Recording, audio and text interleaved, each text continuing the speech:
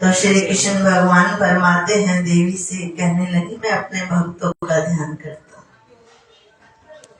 मैं अपने भक्तों का ध्यान करता हूँ। भक्त मेरे ध्यान करती हैं और मैं अपने भक्तों का ध्यान करता हूँ। तो ये श्री गुरु महाराज जी की बड़ी कृपा है और ये नित्य प्रति संसार में बरसती है और भाग्यशाली जीव इस धन को प्राप्त करते हैं, क्योंकि बरसाने वाला तो बरसा रहा है। सारे संसार में श्री गुरु महाराज जी ने हीरे जवाहरात बिखेर दिए, सारे संसार में बिखरे पड़े हैं, लेकिन उसे चुनेगा कौन?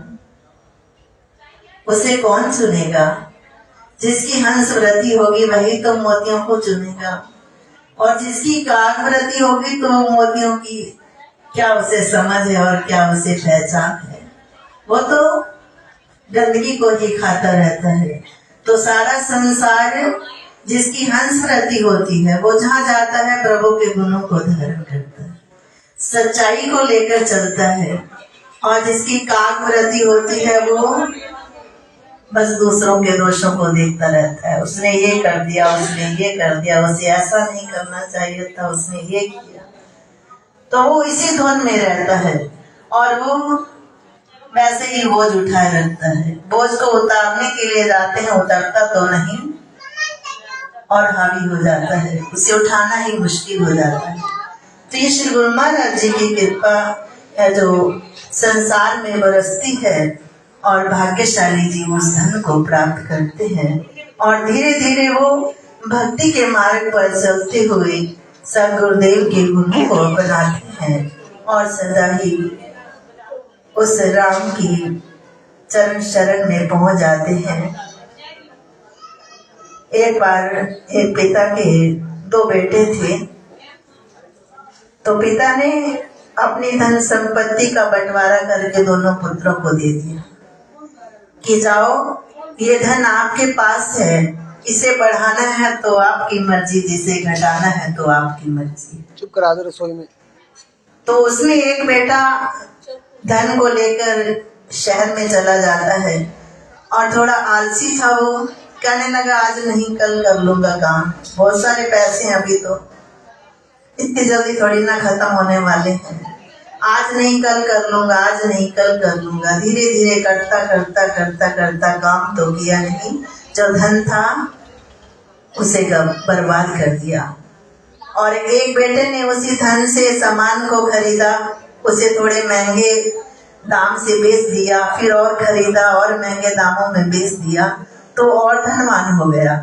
जब दोनों बेटे वापस पिता के पास आते हैं तो एक खाली हाथ आ गया और एक बहुत सारा सामान लेकर आ गया। तो पिता ने देखा तो जिसके पास सामान था उसे देखकर पिता बहुत प्रसन्न हो जाते हैं, और जो खाली आता है तो उसे देखकर थोड़े दुखी हो जाते हैं कि ये क्या किया तूने, इतना धन था तूने बर्बाद कर दिया।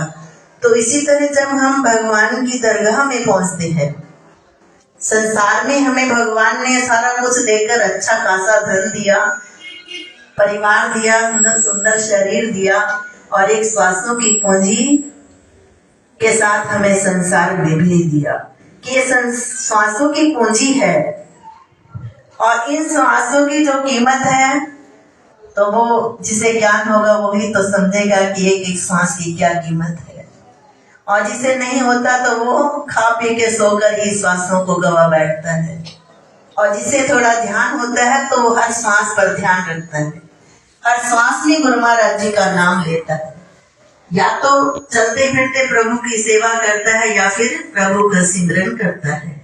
तो उसे तो इस श्वासों की कदर हो गई, और जिसे नहीं कदर होती तो वो खा पी कर सोकर जब भगवान की दरगाह में पहुंचता है तो फिर जैसे देख लो भगवान हमें कौन सी दृष्टि से देखेंगे। अच्छे काम करेंगे तो अच्छी दृष्टि से देखेंगे, अगर बुरे काम करेंगे तो भगवान, क्योंकि वहाँ सच का सौदा है, सच का तराजू है, उसमें हेर फेर तो होता नहीं। संसार में रहते हुए तो हम हेर फेर कर सकते हैं, अपने पुत्रों में बंटवारा बांटने के लिए भी थोड़ा सा फर्क कर सकते हैं, लेकिन परमात्मा नहीं करते। परमात्मा के हाथ में तो धर्म का तराजू है, तो वो सबके साथ न्याय करता, देखते हैं तो महापुरुष आते हैं संसार में। संत महापुरुष तो जीवों को जगाते हैं कि अपने जो श्वासों का धन है उससे अच्छे अच्छे काम करो और भक्ति के धन को समेट लो। अगर धन ही एकत्र करना है तो भक्ति का धन एकत्र करो, जो साथ जाने वाली वस्तु है। झूठा धन तो कोई भी नहीं लेकर जाता है। देखते भी हैं, अपनी आंखों के सामने देखते हैं कि बड़ा धनवान होता है, जब जाता है तो खाली हाथ चल बसता है। फिर उसे वो धन क्यों नहीं लेकर जाता? धन तो वो भक्ति का धन लेकर जाएगा।